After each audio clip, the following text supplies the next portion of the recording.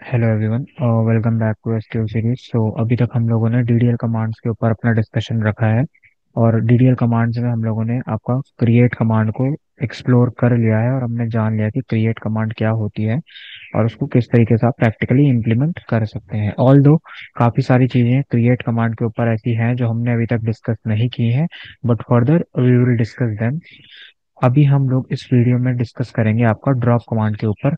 तो drop command हम लोग ऑल्दो पहले ही पढ़ चुके हैं, बट इस वीडियो में हमारा जो टारगेट रहेगा that will be solving questions related to drop commands. So paper में या फिर कहीं भी आपको ड्रॉप कमांड्स के क्वेश्चन या फिर बेसिक इम्प्लीमेंटेशन ड्रॉप कमांड का कैसे होता है उसके ऊपर कुछ क्वेश्चंस डिजाइन करके प्रैक्टिस के लिए हम लोग उनको करेंगे। और फिर हम लोग धीरे धीरे करके इनको एडवांस लेवल पे कन्वर्ट करते जाएंगे।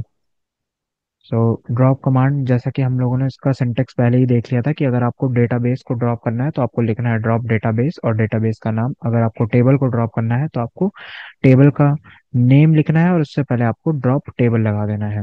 तो ये हम सब पहले कवर कर चुके हैं। तो फर्दर क्वेश्चंस पे मूव करते हैं। तो पहला क्वेश्चन जो हमारे सामने है that is to write an SQL query to drop a table named employees. तो जैसा कि अब हमें क्वेश्चन में बोला जा रहा है कि आपको एक टेबल को रिमूव करना है अपने डेटाबेस से जिसका नाम है एम्प्लॉयज।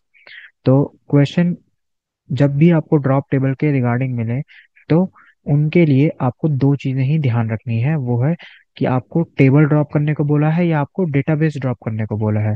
जस्ट लाइक आपको पहले क्वेश्चन में टेबल को ड्रॉप करने के लिए बोला है, दूसरे केस में आपको डेटाबेस को ड्रॉप करने को बोला है। तो हम कोई एक करके देख लेते हैं और उसके ही सिमिलर आपको दूसरा भी कर देना है तो आपकी कमांड सक्सेसफुली एग्जीक्यूट हो जाएगी। So here we are in our database. तो अब हम एसक्यूएल मैनेजमेंट स्टूडियो में अपने डेटाबेस को स्विच करते हैं जिस डेटाबेस के ऊपर हम लोग वर्क कर रहे थे। तो फिलहाल मैं एक डेटाबेस के ऊपर वर्क कर रहा हूँ जिसका नाम है प्रैक्टिस। तो हम लोग इस डेटाबेस के ऊपर शिफ्ट करेंगे। तो शिफ्ट करने के लिए हमने देखा था यूज कमांड थी। तो जैसे ही मैं इसको एग्जीक्यूट करूंगा मेरी कमांड सक्सेसफुली यहाँ पर आपकी एग्जीक्यूट हो गई है और मेरा डेटाबेस चेंज हो गया है प्रैक्टिस में। सो अब मेरे को प्रैक्टिस के अंदर देखना है कि मेरी कितनी टेबल्स मैंने ऑलरेडी क्रिएट कर रखी हैं। तो उसके लिए आप यहाँ पर पे आएंगे, डेटाबेस को ओपन करेंगे, प्रैक्टिस डेटाबेस के अंदर जाएंगे, टेबल्स के अंदर जाएंगे तो आपको अपनी बनाई हुई टेबल्स मिल जाएंगी। राइट नाउ मेरे पास एम्प्लॉय नाम की कोई भी टेबल नहीं है, तो मेरे पास जो टेबल अवेलेबल है मैं उन्हीं को आपको ड्रॉप करके दिखा देता हूँ। सिमिलरली आप आगे भी इसको फर्दर प्रैक्टिस कर सकते हैं किसी भी और टेबल नेम के साथ। तो जैसे कि मैं यहाँ पे ड्रॉप करने जा रहा हूँ अपनी जो टेबल, इसका नाम है फ्लाइट, तो मैं लिखूंगा यहाँ पे ड्रॉप, देन मेरे को टेबल लिखना है एंड देन टेबल का नाम लिखना है। तो यहाँ पर पे जो टेबल का नाम है दैट इज फ्लाइट्स। तो जैसे ही मैं ये कमांड लिखता हूँ उसके बाद में जैसे इसको एग्जीक्यूट करता हूँ तो मेरे को एक यहाँ पर पे मैसेज मिलेगा that is command executed successfully. अब मेरी टेबल ड्रॉप हुई है या नहीं हुई है तो मुझे पता कैसे चलेगा? तो इसके दो तरीके हैं। या तो आप इसके बाद सेलेक्ट कमांड को रन करके देख लीजिए। अगर आप सेलेक्ट कमांड को रन करके देखते हैं और टेबल से डेटा फेच करने की कोशिश करते हैं तो अगर ये डेटाबेस में एग्जिस्ट करती होगी तो आपको डेटा मिलेगा, अदरवाइज आपको यहाँ पर पे एरर देखने को मिलेगी। और इस केस में आपको एरर देखने को मिल रही है कि उसे ऐसा कोई ऑब्जेक्ट मिल नहीं रहा है। अब आप में से कई लोग सोच रहे हो सकते हैं कि यहाँ टेबल्स में तो आपको फ्लाइट्स दिख रही है लेकिन यहाँ आपको फ्लाइट्स नहीं दिख रही है। तो उसके लिए आपको अपने डेटाबेस को रिफ्रेश करना है। जैसे ही आप रिफ्रेश करेंगे फिर आप एक्सपैंड करके देखेंगे तो आप यहाँ पे नोटिस करेंगे कि आपकी टेबल सक्सेसफुली डिलीट हो गई है। तो सिमिलरली आपको डेटाबेस को भी डिलीट करना है। जस्ट आपको यहाँ पर पे चेंज कर लेना है name from table to database, और जो भी आपके डेटाबेस का नाम है यहाँ पर पे वो यहाँ पे आपको लिख देना है। और जैसे ही आप लिखेंगे उसके बाद आपका डेटाबेस भी यहाँ से डिलीट हो जाएगा। Moving forward to the next question, तो हमें बोला जा रहा है कि आपको एक टेबल को ड्रॉप करना है अपने डेटाबेस से जिसका नाम है ऑर्डर्स। पर ये क्वेश्चन और पहला क्वेश्चन थोड़ा सा डिफरेंट है। क्यों? क्योंकि अगर आप यहाँ पे देखेंगे तो यहाँ पे आपको एक क्राइटेरिया मेंशन किया गया है कि आपको तभी उस टेबल को डिलीट करना है अगर वो एग्जिस्ट करती है तो जैसा कि अभी आप लोगों ने देखा कि हम लोगों ने एक टेबल को यहाँ से ड्रॉप किया जिसका नाम था आपका फ्लाइट्स। तो अब इस फ्लाइट टेबल को जब मैंने यहाँ से ड्रॉप किया और उसके बाद मैंने इस फ्लाइट टेबल का डेटा यहाँ पर पे पुल करने की कोशिश की तो मुझे क्या सामने से रिस्पॉन्स मिला कि वो फ्लाइट टेबल एग्जिस्ट नहीं करती है। सिमिलरली जब आपके पास मल्टीपल टेबल्स हों तो आपको नहीं पता कि आपके सिस्टम में कौन सी टेबल एग्जिस्ट करती है, कौन सी टेबल एग्जिस्ट नहीं करती है।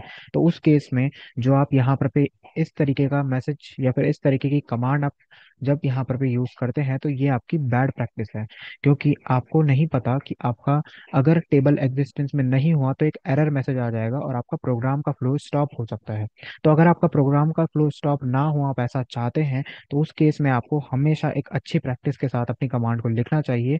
और वो प्रैक्टिस है कि आपको चेक करना चाहिए कि वो टेबल आपकी एग्जिस्ट करती है डेटाबेस में या नहीं करती है। तो मैं यहाँ पर ड्रॉप करने जाऊंगा फ्लाइट टेबल को एक बार दोबारा से, और मुझे पता है कि ये मेरे डेटाबेस में एग्जिस्ट नहीं करती है, बट मुझे कोई एरर यहाँ पे देखने को नहीं मिलेगा। वो किस तरीके से, मैं यहाँ पे ड्रॉप करने जाऊंगा टेबल को, और मैं लिखूंगा जिस टेबल को मुझे ड्रॉप करना है उसकी मैंने डिटेल्स लिखी। अब इस डिटेल्स को लिखने के बाद मुझे यहाँ पे ड्रॉप टेबल्स के बाद एक कमांड लिखनी है, एक कीवर्ड का सेट लिखना है, दैट इज इफ एग्जिस्ट। जैसे ही मैं ये यहाँ पर पे कमांड लिख देता हूँ, तो जब मैं इस कमांड को एग्जीक्यूट करूंगा, अभी तक आप लोगों ने देखा जब भी मैं इसको यहाँ पर पे इस कमांड को एग्जीक्यूट कर रहा था तो मुझे एरर मिल रही थी। अगर मैं दोबारा से फ्लाइट टेबल को यहाँ पे ड्रॉप करने जाऊंगा तो मुझे एक एरर मैसेज मिलेगा कि आप ड्रॉप नहीं कर सकते हो, क्योंकि वो एग्जिस्ट ही नहीं करती है और आप पे परमिशन भी नहीं है। तो ये एक बैड प्रैक्टिस है, इसको ओवरकम करने के लिए आप इस कमांड का यूज करेंगे, और जैसे ही आप यहाँ पे कमांड एग्जीक्यूट करेंगे आपको मिलेगा कमांड कंप्यूटेड सक्सेसफुली। आपको एक एरर मैसेज नहीं मिला, क्योंकि आपने पहले डेटाबेस में चेक किया कि ऐसी कोई टेबल एग्जिस्ट करती भी है या नहीं करती है। तो आपके डेटाबेस में टेबल एग्जिस्ट ही नहीं करती थी, तो वो डेटाबेस में वो टेबल जब थी नहीं तो उसने डिलीट नहीं किया, और कमांड का फ्लो भी जो आपका चल रहा था उसको स्टॉप नहीं किया। तो ये एक बेटर प्रैक्टिस है जिससे कि आपको लिखना चाहिए अपने प्रोग्राम के अंदर, ताकि आपका प्रोग्राम का फ्लो कभी भी स्टॉप ना हो जब आप डेटाबेस से लिंकेज कर रहे हो। नेक्स्ट क्वेश्चन हमें बोलता है कि हमें एक एसक्यूएल कमांड लिखनी है जिसके अंदर हमें दो टेबल्स को एक साथ ड्रॉप करना है। तो अब हमारे पास क्वेश्चन है कि हमें दो टेबल्स को एक साथ एक क्वेरी में क्या करना है, ड्रॉप करना है। अब अगर आपको कहा जाए आपको दो टेबल ड्रॉप करनी है तो बहुत इजी है, आप एक बार लिखेंगे ड्रॉप टेबल, और फॉर एग्जांपल मेरी टेबल है टेबल 1 और दूसरी टेबल मेरे पास है टेबल 2, तो आप कहेंगे, आप ऐसे करके भी लिख सकते हैं, drop table table 1, drop table table 2। ये दोनों ही कमांड्स का यूज करके आप दो टेबल को यहाँ से अपने डेटाबेस से रिमूव कर सकते हैं। बट यहाँ पर पे आपको बोला गया है, कंस्ट्रेंट दिया गया है कि आपको एक ही कमांड के अंदर इसको लिखना है, यानी दो कमांड आपको एग्जीक्यूट नहीं करवानी है, एक ही क्वेरी के अंदर आपको इनको लिखना है। तो उस केस में आप क्या करेंगे, सिंपली आपको जो भी टेबल का नाम आपका है, पहली टेबल के नाम के बाद आपको कॉमा का यूज करके दूसरी टेबल का नाम आपको लिख देना है। तो मेरे सिस्टम में, मेरे डेटाबेस के अंदर अभी एक ही टेबल है, तो चलिए मैं एक टेबल आप लोगों के लिए क्रिएट करता हूँ, फिर मैं दो टेबलों को एक साथ ड्रॉप करके आपको दिखाता हूँ। तो क्रिएट टेबल करने के लिए हमें कमांड लिखनी है क्रिएट टेबल, और टेबल का नाम जो हमें बनानी है, तो फॉर एग्जांपल मैं फ्लाइट्स नाम की एक टेबल बना रहा हूँ जिसके अंदर मेरे कॉलम्स होंगे आपका अराइवल, और इसका मैं जो डेटा टाइप देना चाहता हूँ वो मैं देना चाहता हूँ इंटीजर, तो मैंने इंटीजर दे दिया। और एक मैं रखना चाहता हूँ डिपार्चर, और डिपार्चर रखने के बाद मैंने यहाँ पर पे इसका भी डेटा टाइप दे दिया इंटीजर। ये कमांड मैं यहाँ पर पे जैसे ही एग्जीक्यूट करूंगा मेरी एक टेबल क्रिएट हो जाएगी जिसका नाम होगा फ्लाइट। अब मैं जब यहाँ पर पे सेलेक्ट की कमांड को रन करूंगा तो मुझे फ्लाइट का टेबल यहाँ पे दिखेगी जिसमें दो कॉलम है अराइवल और डिपार्चर, इस टेबल के अंदर कोई डेटा नहीं है। तो इस केस में मेरे पास एक टेबल आ गई है फ्लाइट, और एक टेबल मेरे पास ऑलरेडी डेटाबेस के अंदर है जो कि है स्टूडेंट्स। तो अगर मैं यहाँ पर पे डेटा देखना चाहूँ स्टूडेंट के अंदर से कि स्टूडेंट के अंदर क्या डेटा है,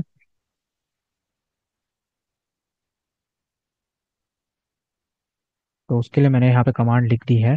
जैसे ही मैं इस कमांड को एग्जीक्यूट करता हूँ मुझे स्टूडेंट टेबल के अंदर का डेटा दिख जाएगा। इसके अंदर दो कॉलम है जिनका डेटा यहाँ पर पे है नहीं, बट ये टेबल एग्जिस्ट करती है। अब मुझे इन दोनों टेबल को अपने डेटाबेस से ड्रॉप करना है, तो उसके लिए मुझे लिखना है ड्रॉप टेबल फ्लाइट्स, और फ्लाइट्स के बाद कॉमा यूज करने के बाद मुझे लिखनी है दूसरी टेबल जो कि है स्टूडेंट। तो जैसे ही मैं ये लिख लेता हूँ मेरा काम यहाँ पर पे खत्म हो गया। तो जब मैं ये कमांड एग्जीक्यूट करूंगा तो एक साथ मेरे टेबल, मेरी जो डेटाबेस है उससे दो टेबल डिलीट होंगी, एक फ्लाइट होगी और एक स्टूडेंट होगी। और एक अच्छी प्रैक्टिस के लिए आप इनके आगे भी इफ एग्जिस्ट लगा सकते हैं, इफ एग्जिस्ट। तो इससे सिर्फ वो चेक करेगा कि क्या ये टेबल सच में एग्जिस्ट करती भी हैं या नहीं करती हैं। अगर नहीं करती हैं तो भी स्मूथ फ्लो के साथ आपका प्रोग्राम एग्जीक्यूट होगा, कोई दिक्कत आपको नहीं आएगी। तो फॉर एग्जांपल मैं इस कमांड को एक बार एग्जीक्यूट करके आपको दिखा देता हूँ। कमांड एग्जीक्यूटेड सक्सेसफुली, मैं रिफ्रेश करता हूँ अपने डेटाबेस को, और अब मैं चेक करने जाऊंगा तो मेरे पास एक भी टेबल यहाँ पे एग्जिस्ट नहीं करती है।